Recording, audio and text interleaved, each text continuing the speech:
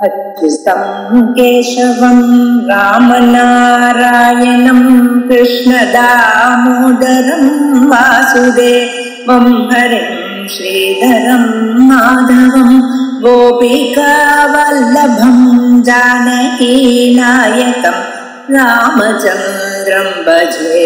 अच्युतं केशवं सत्यभामाधवं माधवं श्रीधरं राधिका राधितम् इन्दिरामन्दिरं चेतसा सुन्दरं देवकी नन्दनं नन्दजं सन्ददे।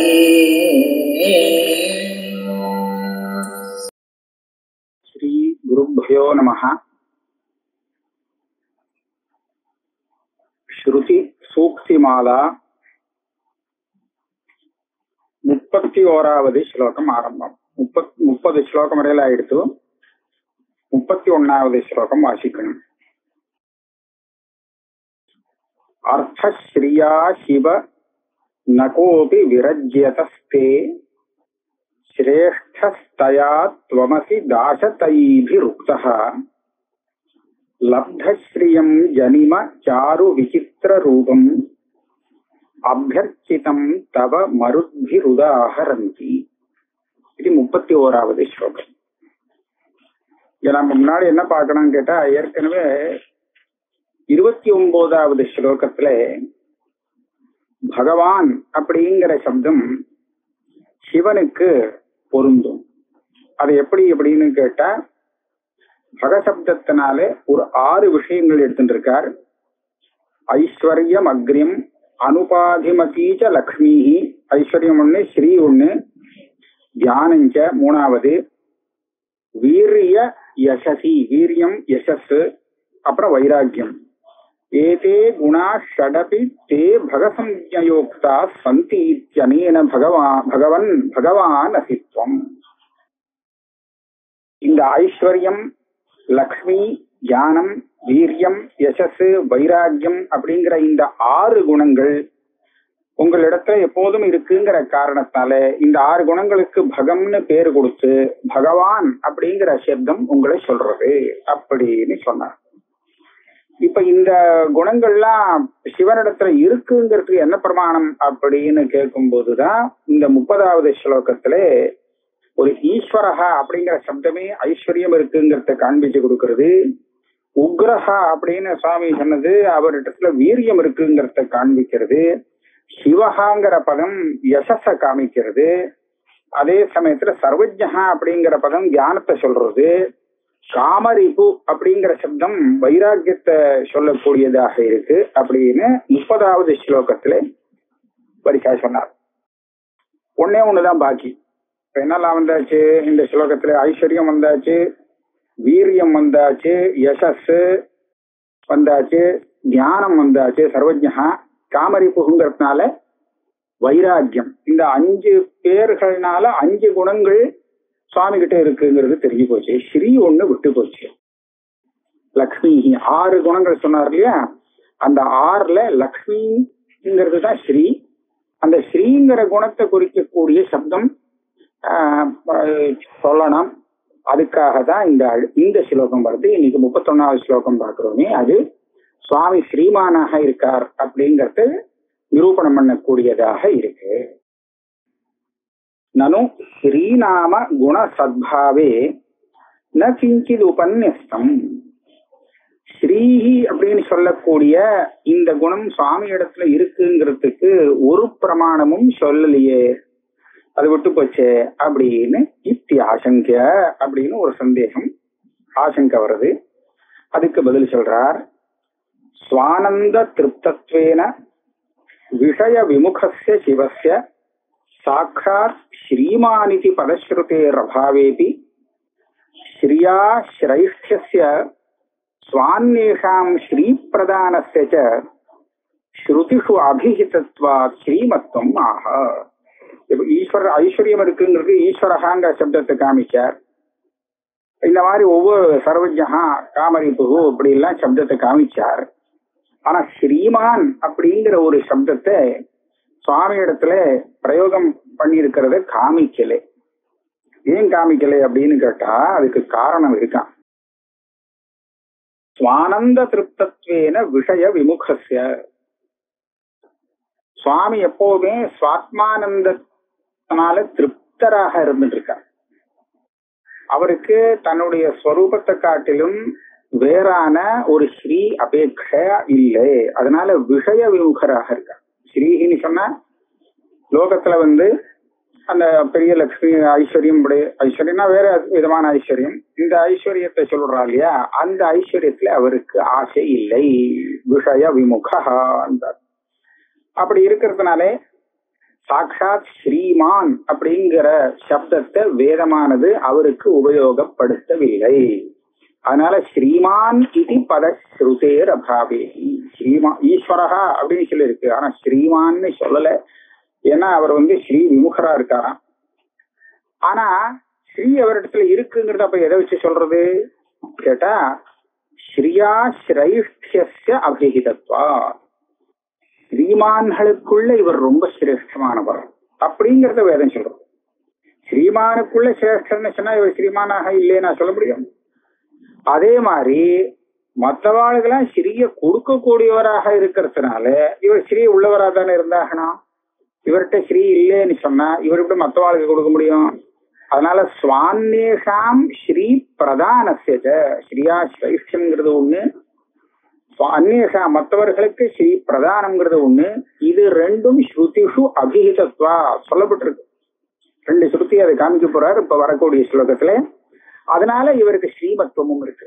அப்ப இதையும் சேர்த்துட்டா ஒண்ணு கூட விட்டு போகல. அந்த 6 குணங்கள், ஷட் குணங்கள்னு சொன்னாரு, பகசப்த வாக்கியமான 6 குணங்கள், அது எல்லாமே பகவானிடத்துல இருக்கு. அதனால பகவான் அப்படிங்கிற இந்த சப்தம் அவருக்கு பொருத்தமானது. இது ஸ்ரீமத்துவமாக. அர்த்தஸ்ரீயா சிவ நகோபி விரஜ்யதஸ்தே. ஹே சிவ தவ தேனா உனக்கு, நீயோ விரஜ்யதா வைராக்கியம் கொண்டவன், அப்பேற்பட்ட உனக்கு ஸ்ரீயா கோபி அர்த்தஹா நாஸ்தி. நீ ஸ்ரீய சம்பாதிச்சு அதனால ஒன்னும் அடைய வேண்டிய பிரயோஜனம் இல்லை. உனக்கு பிரயோஜனம் இல்லை, ஏன்னா நீ அதை விரும்புறவன் இல்லை. ஆக ஸ்ரீய நீ அடையறதுக்காக எந்த பிரயத்தனம் பண்ண மாட்டே அப்படின்னு. ஆனால் ஸ்ருதி விடல. ஸ்ருதி என்ன சொல்றது? சிரேஷ்டயா துவமசி தாசதைபி ருக்தா. ரிக்வேத மந்திரமானது, ரிக்வேத மந்திரங்கள் நிறைய மந்திரங்கள், அது எல்லாமே உன்னை அந்த ஸ்ரீயா சிரேஷ்டா, ஸ்ரீய கொண்டு ஸ்ரீ உள்ளவன்ல ரொம்ப ரொம்ப சிரேஷ்டமானவர் அப்படின்னு உன்னை நிரூபணம் பண்றது ரிக்வேத மந்திரங்கள். ஆக உனக்கு சிரேஷ்டம் இருக்கு, ஸ்ரீயா சிரேஷ்டம் இருக்குங்கிறதுனால நீ ஸ்ரீமான், அதுல சந்தேகம் இல்லை. இன்னொரு யுக்தி என்னன்னு கேட்டா, லப்தஸ்ரீயம் ஜனிம சாரு விசித்திர ரூபம் அபர்ச்சிதம் தவ மருத்பிருதாஹரந்தி. தாசத்தை ரிக்வேத மந்திரங்கள் உன்னுடைய ஒரு ஸ்வரூபம், ஒரு ரூபத்துல நீ ஆவிர்பாவம் அடைஞ்சிருக்கே, அதாவது லிங்க ரூபமாக உனக்கு ஆவிர்பாவம் ஏற்பட்டிருக்கு. அது ஒரு அழகான விசித்திரமான ரூபம். அது லப்தஸ்ரீயம் அபியர்ச்சிதம். அத மருத்துகள்லாம், மருத்துவனை சொல்லக்கூடிய தேவகணம், அவ அர்ச்சித்திருக்கா, அர்ச்சனை செய்திருக்கா, பூஜிச்சிருக்கா அந்த லிங்கமாக இருக்கக்கூடிய உன்னுடைய ஒரு ஸ்வரூபத்தை. எதுக்காகன்னு கேட்டா, ஸ்ரீய அடையறதுக்காக. அவ ஸ்ரீய அடையணுங்கிறதுக்காக ஒன்னா அர்ச்சனை பண்றா, உங்ககிட்ட இருந்து ஸ்ரீய அடையணும்னு பாக்குறா. அப்படிங்கிறதுல என்ன தெரியுது? நீ ஸ்ரீமான்னு தெரியுது. சாதாரணமா ஒருத்தர்கிட்ட என்ன இருக்கோ அதை அவகிட்ட இருந்து வேண்டி வாங்கிக்க முடியும், இல்லாததை எப்படி வாங்க முடியும்? ஆக ஒன்னு அர்ச்சனை பண்ணி அவெல்லாம் ஸ்ரீய அடைஞ்சார்கள் அப்படின்னு மந்திரம் சொல்றதுனாலேயே சொல்லாமலே சொல்லிடுத்தோ நீ பெரிய ஸ்ரீமான். இதே மாதிரி உபனிஷத்துல ஒண்ணு வரும், ஏஷேவானந்தயாதி அப்படின்னு வரும். ஆனந்தயதி அப்படிங்கறது ஆனந்தயாத்தின்னு வைதிக பிரயோகம், ஆர்ஷ பிரயோகம். ஆனந்தயதி சர்வபூதங்களையும் சர்வ பிராணிகளுக்கும் ஆனந்தம் வருதுன்னு சொன்னா அந்த ஆனந்தத்தை கொடுக்கக்கூடியவர் இந்த பரமாத்மா அப்படின்னு அங்க சொல்லியிருக்கு. பரமாத்மா ஆனந்தத்தை கொடுக்குறாருன்னு சொன்னா அவர்கிட்ட ஆனந்தம் வேண்டாமா? அவர்கிட்ட ஒண்ணும் இல்லை, ஆனந்தமே கிடையாதுன்னு சொன்னா அவர் எப்படி கொடுக்க முடியும்? அதனால அவருடைய ஸ்வரூபானந்தம் பெருசு அப்படிங்கறத ஏகசேவானந்தயாதி அப்படிங்கிற இந்த ஸ்ருதியாலேயே நாம ஊகிச்சுக்க முடியும். அதே மாதிரி உன்கிட்ட ஸ்ரீ அடையணுங்கிறதுக்காக மருங்கணங்கள்லாம் உன்னை பூஜை பண்ணிட்டு இருக்கா, ஆராதனை பண்றா அப்படின்னு சொன்னதுனாலே, சொல்லி உங்ககிட்ட இருந்து ஸ்ரீ அடைஞ்சான்னு சொன்னதுனாலே நீயும் ஸ்ரீமான் தான் அப்படிங்கிறது நமக்கு ஊகிக்க முடியாது. ஆகையாலே லப்தஸ்ரீயம் ஜனிம சாரு விசித்திர ரூபம் அபர்ச்சிதம் தவ மருந்தில் உதாகரந்தி, உனக்கு ஸ்ரீங்கிற அந்த குணமும் இருக்கு, நீ ஸ்ரீமானமாகவும் இருக்கே. வியாக்கியானம் படி. ஹே சிவா, சிவனே, விரஜ்யதா விரக்தஸ்ய, விரஜ்யதான்னு பதம் போட்டிருக்கா ஸ்லோகம் சேர்றதுக்காக. அதுக்கு அர்த்தம் விரக்தன், வைராக்கிய சம்பந்தர். அது இன்னொரு குணம் இருக்கு. வைராக்கியம் அந்த பக சப்தார்த்தத்துல ஒண்ணு சேர்றது. அப்படி இருக்கக்கூடிய தே உனக்கு விரஜ்யதான ரூபம் எப்படி வந்ததுங்கிறத காண்பிக்கிறார். ரஞ்ச ராகே இத்தியஸ்ய சத்ரந்தஸ்ய ரூபம். தாத்து ரஞ்ச ராகேன்னு தாத்து, ரஞ்ச தாத்து. இது திவாதி கணத்துல இருக்கக்கூடிய தாத்து. ரஜ்யதே, ரஜ்யதி ரஜ்யதே. அந்த ரஜ்ய தாத்துவுக்கு சத்ரந்தஸ்ய ரூபம், அதாவது லட்டு லட்ஸ்தானத்துல சத்ரு ஆதேசம் வந்து விரஜ்யத் வி உபசர்க்கம், விரஜ்யன் விரஜ்யந்தோ விரஜ்யந்தா, அதுக்கு விரஜ்யதா ஷஷ்டி ஏகவசனம். இப்படியாக ரூபம் சித்தமாகதான். தே உனக்கு ஸ்ரீயா சம்பதா நகோபி அர்த்தா பிரயோஜனம், பிரயோஜனம் நாஸ்தி, நாஸ்தி. அதாவது நிறைய சம்பாதிக்கணும், சம்பத்தை தானே சம்பாதிக்கிறா, அந்த சம்பாதிக்க வேண்டிய அவசியம் உனக்கு இல்லை. அதனால உனக்கு எந்த அர்த்தமான பிரயோஜனம் இல்லை. அர்த்தத்துக்கு பிரயோஜனம்னு ஒரு அர்த்தம் உண்டு. ஆக இந்த ஸ்ரீயால நீ அடைய வேண்டிய அர்த்தம் ஒண்ணும் இல்லை. அப்படின்னா என்னாச்சு? ஏன் அடைய வேண்டியது இல்லை? அதுதான் ஆப்த காமஹா அப்படின்னு சொல்றது. திருப்தியா இருக்கார், திருப்தியா இருக்கிறதுனால, நித்திய திருப்தரா இருக்கிறதுனால புதுசா ஒன்றும் சேர்த்துக்க வேண்டிய அவசியம் இல்லை. சரி, இதை யாரு சொல்றான்னு கேட்டா, இதுக்கு என்ன பிரமாணம்னு கேட்டா, தாச தகீபிஹி துவம் தயா ஸ்ரீயா ஸ்ரேஷ்டா உக்தா. ஸ்லோகத்தினுடைய 2வது வரி. தாசத்தைனா என்னது அது சொல்றார். தச அவயவாக மண்டலாக உபாக்கியாக, மண்டலோபாக்கியாக இருக்கும் போல இருக்கு. அஸ்யாக இது தச தை ரிக் சம்ஹிதா. 10 மண்டலங்களை கொண்ட வேதம் ரிக்வேதம். மண்டலம் அப்படின்னு பிரிச்சா 10 மண்டலம் அதுல இருக்கா. அதனால தசதய அப்படிங்கிற சப்தம் ரிக் சம்ஹிதைய சொல்லக்கூடியது. அந்த ரிக் சம்ஹிதையில உள்ள மந்திரங்கள், அதோடு சம்பந்தப்பட்ட மந்திரங்களை நாம தாசதை இருக்குன்னு சொல்றது.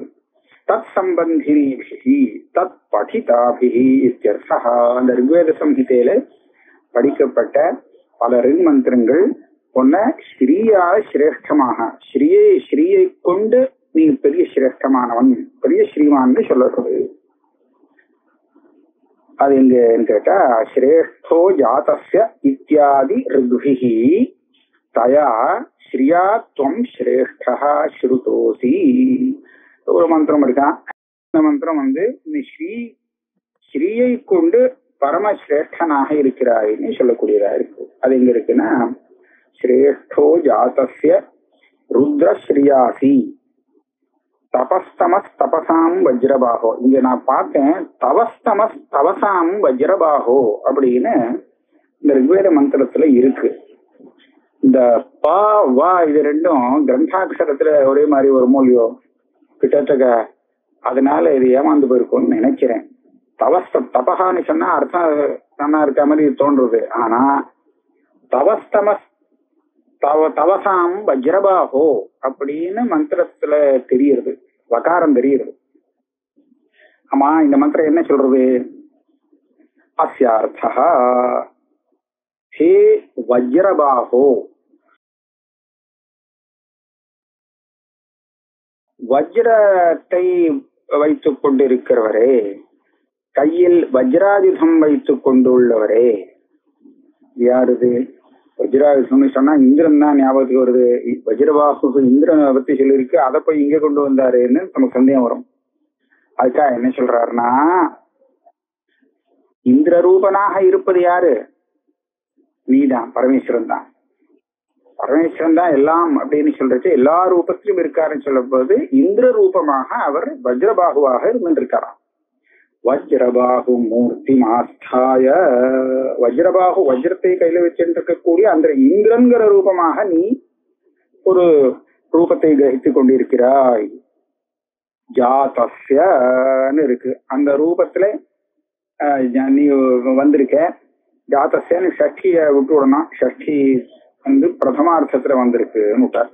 ஜாதஸ்ய வியத்யேன பிரதமார்த்தே ஷஷ்டி ஜாதஹ சன், இவ்வளவுதாங்க அர்த்தம். நீ இந்திர ரூபமாக பிராதுர்பாவம் அடைக்க, ஜனி பிராதுர்பாவே. பிறப்பு அப்படின்னு அர்த்தம் இல்லை, உற்பத்தி அப்படின்னு இங்க அர்த்தம் இல்லை. அந்த ரூபத்துல நீ பிரகாசிக்கிற. இந்திர ரூபேண பிராதுர்பூதா சன், நீ வந்து வஜ்ரபாகுவாக இந்திர ரூபத்திலே எல்லாருக்கும் தெரியும்படியா பிராதுர்பாவம் அடைஞ்சிருக்கே. அதே மாதிரி தபசாம் தபஸ்தமகான்னு இருக்கு, நான் தவசாம் தபஸ்தமகான்னு சொல்லிக்கலாம். அதுக்கு அர்த்தம் என்ன பண்றாருன்னா, ஸ்துத்யானாம் ஸ்துத்ய தமஹா. தவஸ் அப்படிங்கிற சப்தத்துக்கு ஸ்துத்யஹான்னு அர்த்தம் பண்ற. அப்படின்னா என்னது? ஸ்துத்யஹானா ஸ்தோத்திரம் செய்யப்பட வேண்டியவர், அவாதான் ஸ்துத்யஹா. யார பத்தி நம்ம ஸ்தோத்திரம் பண்ணணுமோ, நிஜமாவே ஸ்தோத்திரம் பண்ணணுமோ, அவாதான் ஸ்துத்யஹா. அப்பேற்பட்ட ஸ்துத்தியர்களுக்கெல்லாம் நீ ஸ்துத்ய தமஹானுட்டா.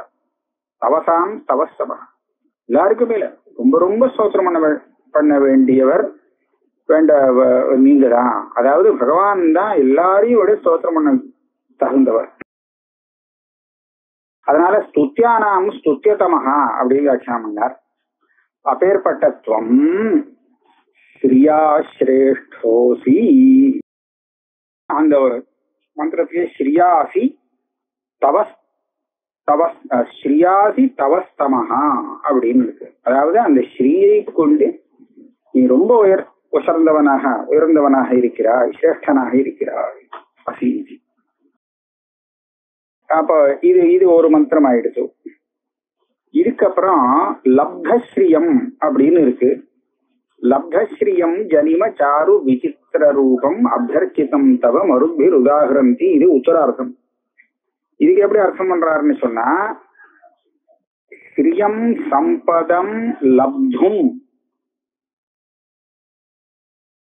இந்த வியாக்கியானத்தை பார்த்தா எனக்கு என்ன தோன்றதுன்னா, லப்தும் ஸ்ரீயம் ஜனிம சாரு விசித்திர ரூபம் அபியர்ச்சிதம் தவ மருத்பிர் உதாகரந்தி. லப்தும் ஸ்ரீயம் அப்படின்னு இருக்கும் தோன்றது ஸ்லோகத்துல. இதுல இந்த ஸ்ருதி சூக்தி மாலா ஸ்லோகத்துல லப்தும் ஸ்ரீயம் ஜனிம சாரு விசி, அப்படிதான் இந்த வியாக்கியானம் போறதுன்னு தெரியுது. அதை நம்ம பார்க்கணும், வேற இன்னொரு எடிஷன்ல எப்படி இருக்குங்கிறத பார்க்கலாம்.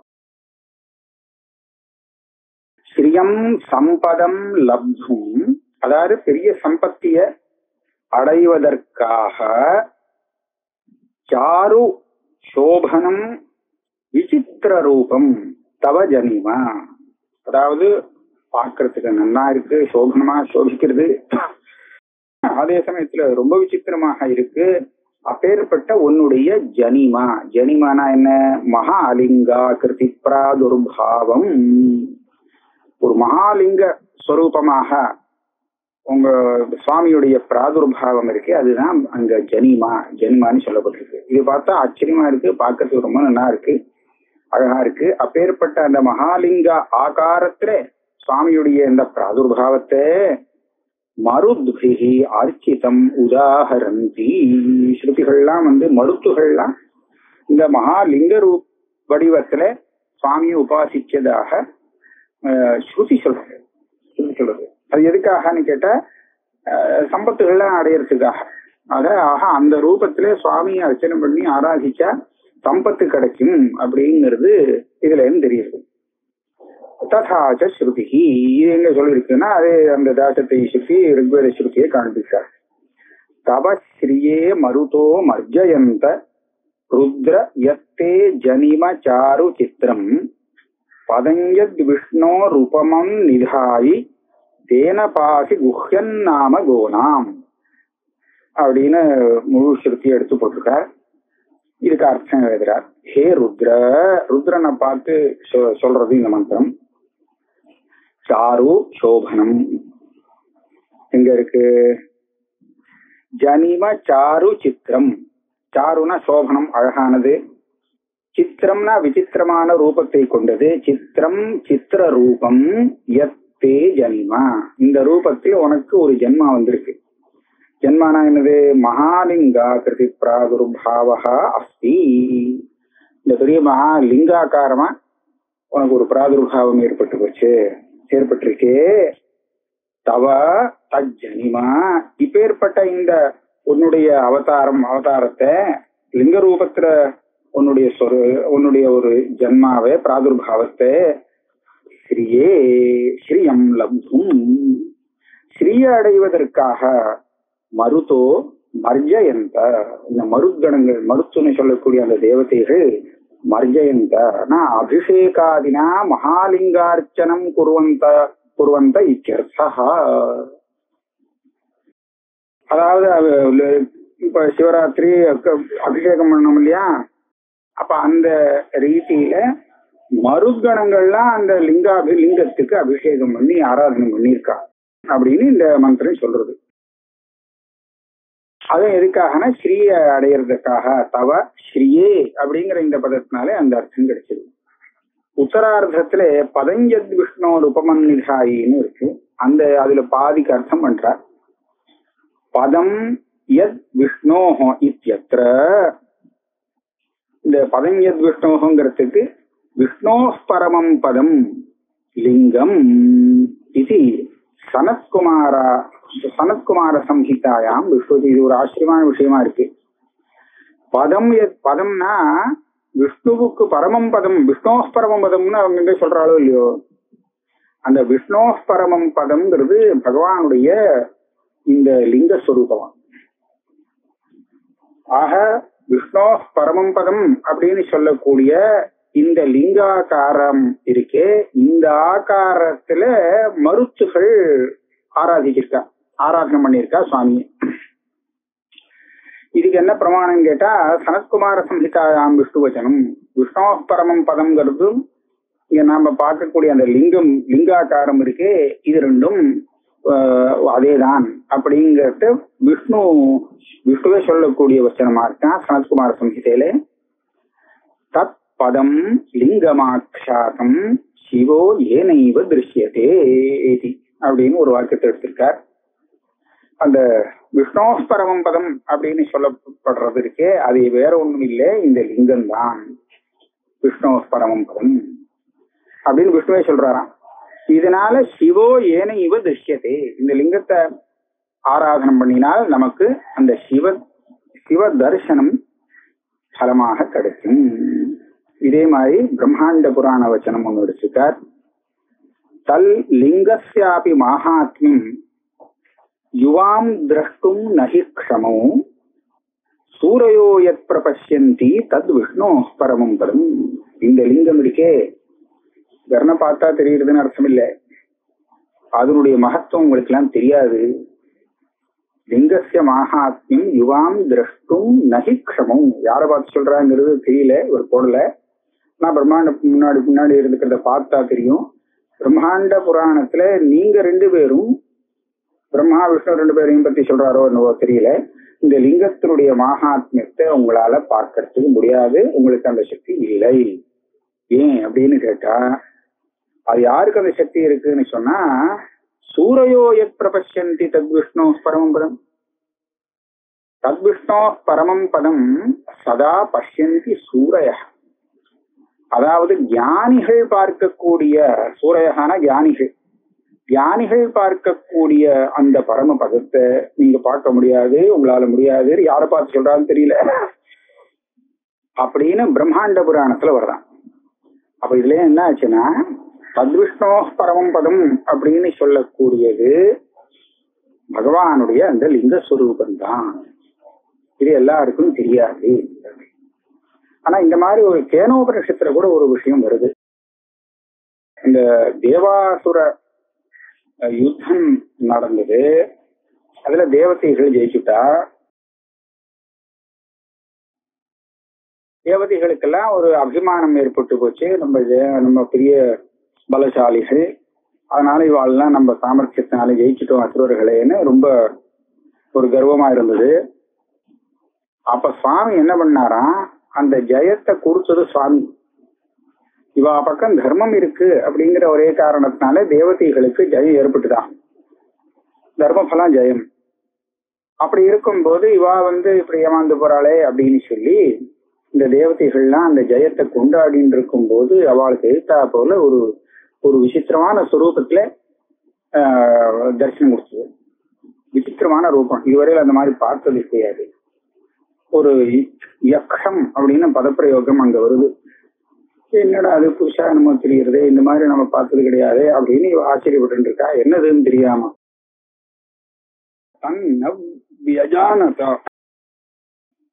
கிவிதம் யக்ஷம், அந்த தேவதைகளுக்கெல்லாம் புரியலையா இது என்னது.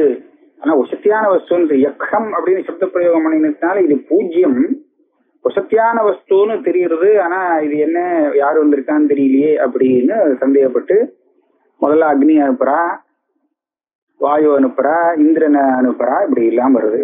அக்னி அனுப்பி அக்னியால அது என்னதுன்னு தெரிஞ்சுக்க முடியாம திரும்பி வந்துருச்சு. நைட்ட தசகம் விஜாதம், அக்னி போன உடனே அங்க ஒரு திருணத்தை வச்சு உன்னுடைய சக்தியை காமி அப்படின்னு அது சொல்லியிருக்கு. அக்னி தன்னுடைய அக்னிக்கு உண்டான சக்தி எரிக்கிறது தானே, அந்த திருணத்தை எரிக்க போனா எரிக்கவே முடியல. ஏன் எரிக்க முடியலன்னா அந்த சக்தி இல்லை. இப்போ அந்த சக்தி ஸ்வரூபமா இவர்தான் உள்ள இருந்துட்டு இருக்காரு. அதே மாதிரி வாயு கிட்டையும் அதே திருணத்தை வச்சு இதை கொஞ்சம் பறக்க வை பார்க்கலாம்னா வாயு எவ்வளவு வேகமா வீசினாலும் அது அங்கே நகர மாட்டேங்குது. ஏன்னா வாயு கிட்ட இருக்கிற அந்த சக்தி இப்ப இல்ல. ஏன்னா அந்த சக்தியை கொடுத்தது இவர்தான், அந்த சக்தி ரூபமா உள்ள இருந்து வேலை செஞ்சது இவர்தான். ஆக இப்படி எல்லாம் பண்ணிட்டு கடைசியில இந்திரன் வரும்போது காணாம போயிட்டார். அங்க அதர்சனம் அந்தர்தானம் ஆயிடுச்சு. அப்போ இந்திரன் அங்கே இருந்து அம்பாளை ஆராதனம் பண்ணி அம்பாளுடைய உபதேசத்தினால சா பிரம்மேதி ஹோவாச்ச, இது பிரம்மமாக்கும் அப்படின்னு சொல்லி அந்த ஸ்வரூபத்தை புரிகின்றாளாம். அநேகமா இந்த ஸ்வரூபம் லிங்கஸ்வரூபம்னு சொல்றான். ஆக லிங்கத்தினுடைய அந்த ஜோதி ஸ்வரூபம் இதோ ஒண்ணு சொல்றாளே, அதுதான் லிங்கமாக சொல்றா. ஆக அப்பேற்பட்ட ஸ்வரூபத்தை மருத்துகள்ல ஸ்ரீயடையறதுக்காக ஆராதிக்கிறார்கள் அப்படின்னு மந்திரத்துல சொன்னதுனால என்ன தெரியுது, நிச்சயமா இந்த ஸ்வரூபம் உனக்கு அவளுக்கு ஸ்ரீயை கொடுக்கக்கூடியது, ஸ்ரீ பிரதானம், ஸ்ரீயை கொடுக்கக்கூடிய சாமர்த்தியம் உள்ளது இது அப்படின்னு தெரிகிறது. ஸ்ரீயை கொடுக்கக்கூடிய சாமர்த்தியம் இருக்குன்னு சொன்னா இவரை ஸ்ரீமானாக இருந்தா தானே கொடுக்க முடியும். ஆகையால இந்த ரெண்டு ஸ்ருதிகளை பிரமாணமாக பார்க்கும்போது பகவானிடத்துல ஸ்ரீஹி அப்படிங்கிற அந்த குணமும் இருக்கு. இதை ஒண்ணு சேர்த்தாச்சுன்னா பூர்த்தி ஆயிடுறது. அந்த பகசப்த வாச்சியமான 6 குணங்களும் சுவாமிகிட்ட பரிபூர்ணமாக இருக்குங்கிறதுனால பகவான் அப்படிங்கிற சப்தம் சுவாமியை குறிக்கக்கூடிய சப்தமாக ஆகிறது. இந்த 31வது ஸ்லோகம் இதோட முடிஞ்சு போச்சு. இதுக்கப்புறம் அடுத்த ஸ்லோகத்தை நம்ம அடுத்த கிளாஸ்ல பார்ப்போம்.